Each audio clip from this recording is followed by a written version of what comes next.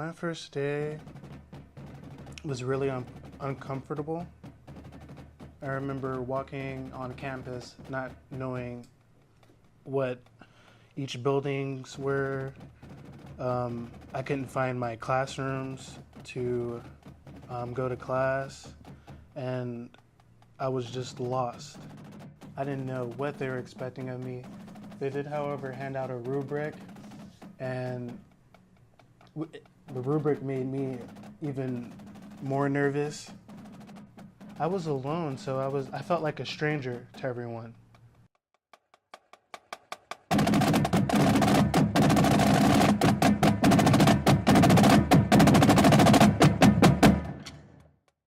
When I first came to the program, I had brought my high school habits with me, and I really was just adjusting to college. I was still very immature, and I still just kind of had a I don't care personality. As long as I get my work done, I could do whatever I want.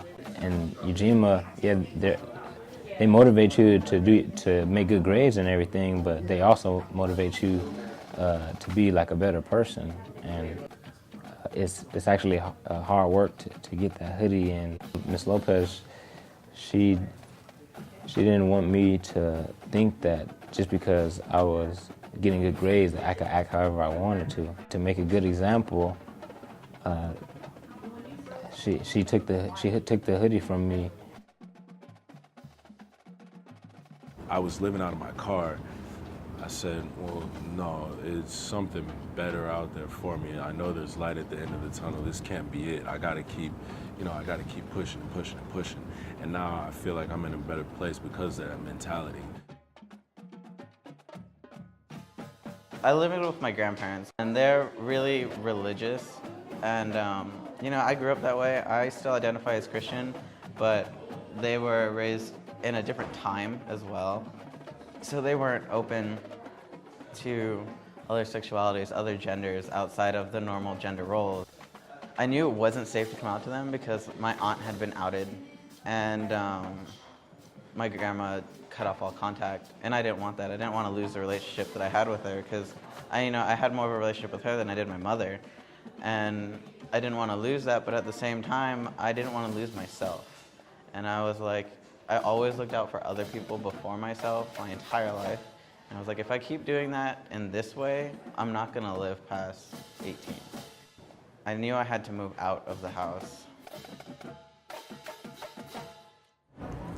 The literature and the assignments and the conversations that were brought forth in high school weren't relevant to me or like people who looked like me. PCC, hey! And go! I took a sabbatical and worked in 10 industry sites for 3 to 4 weeks each. Came back home, tore up the curriculum I had written, and taught what I knew should be taught.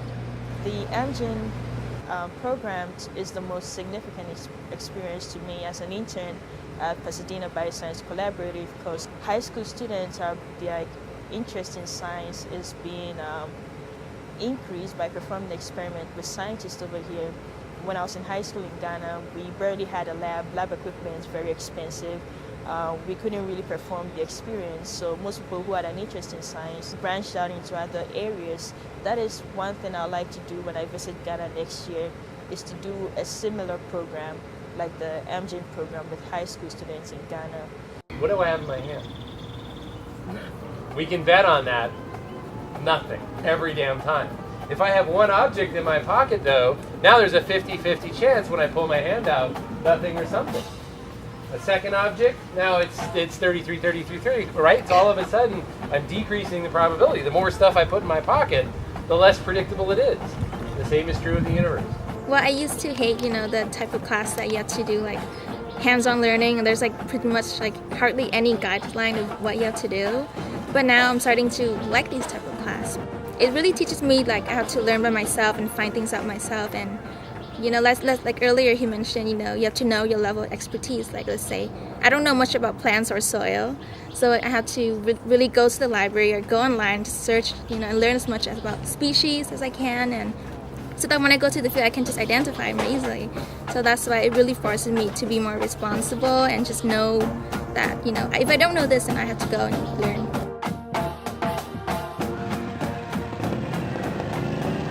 This is the Formula E annual event that we hold every summer. It's hosted by the Graduate Industrial Design Department at Art Center College of Design. The project is to develop little radio-controlled vehicles powered by 16 feet of industrial rubber band that have to compete in a series of 3 races.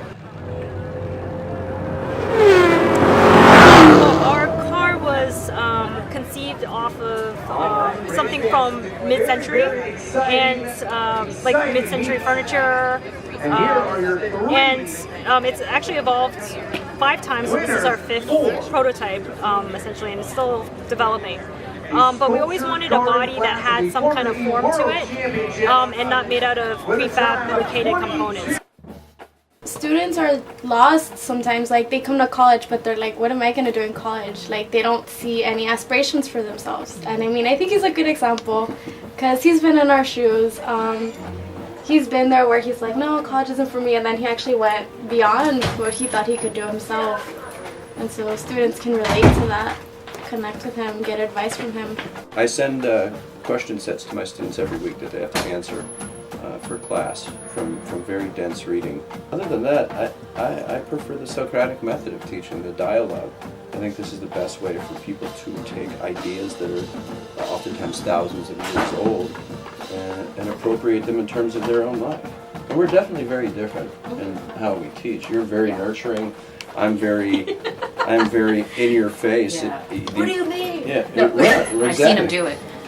I think my approach is that every individual has personal agency. I'm amazed. I'm really in awe of how this class has helped me to really understand math. What kind of math do we want students who are not going to be STEM majors? They're not math, science, technology, engineering majors. They're going to be, you know, maybe business majors or criminal justice majors or English majors or history majors, or maybe they're just going to get a certificate and enter the workforce. What kind of math do we want real people to know? Knowing how to get the answer is so important. How can we take the tiles and translate it into algebra notation? And so trying to bridge that gap for them. I'm thankful for this. You know, they learn better when they help each other, when they can explain things to each other. So we do tons of group work in this class. The cards are different parts of the whole equation of the line, and we all represent an individual part of it by holding the card, and we come together in a very unorganized fashion, and then graph it for everyone to see. This is Antonio Carlos Jobin's Waters of March.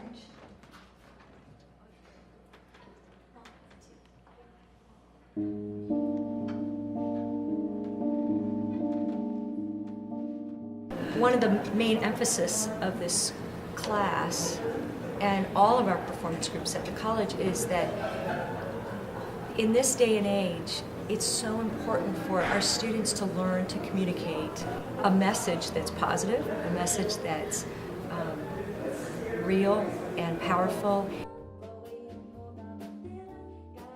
Okay, I just really feel like the professors, especially in the music department, like Mary Durst and Mr. Matthews and Dr. Gates, Dr. Young, Dan Cole, Miss Wilkerson, they're all really enthusiastic about sharing the knowledge that they know and are genuinely caring about progressing the growth of each student. I also feel like they're not only our mentors musically, but also our life coaches. And my fear has diminished as far as performing because of my professors.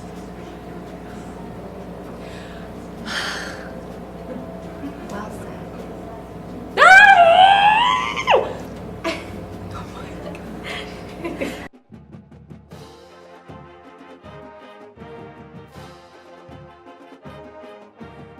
Professor Rivas Gomez at in the Puente program exposed me to literature that gave me like a contextual like frame of thought and allowed me to relate the literature in the classroom to my own experiences that I have gone through in my life or growing up as a kid going through the education system. I was able to get on my feet here at PCC, get out of that hardship situation. I had a good group of vets and I had a good support system in Miss Patty DeOrange Martin, Carol Calandra, and everyone a part of the veterans community to help me. We also have a veterans club as well on campus, which I am now the president of. They're also another form of social support, a huge advocate for veterans. I knew I had to move out of the house, and that would make it safer for me to be truthful because I didn't have to worry about being kicked out or being sent somewhere. So when I came here, and I met Pinella, and he made it very clear that he was okay to reach out to, and he reached out to me. Like, he'd check in with me. Hey, how are things at home? How are things at school? How are you doing? How's your friendships? How's your relationships? And that made me feel really comfortable. It's like, oh, hey, he's actually interested in my life, not just my grades in his class, not just graduating. Like, he's interested in my well-being, and that's what made that connection a lot better than with other professors or faculty of any sort my entire life. The hoodie symbolized like you being dedicated to the program, and only a select few got the hoodie at first.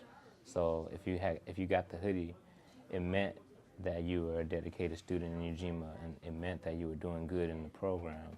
Eventually, I gave up a lot of my bad habits and made a lot of big changes in my life. And I know Ms. Lopez saw that in me. And she knew it was sincere, so that's why she put me back in the program. I don't feel alone anymore because I've made friends that care about me and make me feel confident. No smile. You can do anything you want to with the help of your teachers and your peers. Oh yeah. Oh yeah. Go on. Pretty awesome. 16 years old and. A great professor, like everything he teaches us, we can bring into the world. Being Stan fan is simply just being inspired by his stories of success and what you could be and your potential as a designer. Wendy and Bruce foster this incredible environment that is very supportive.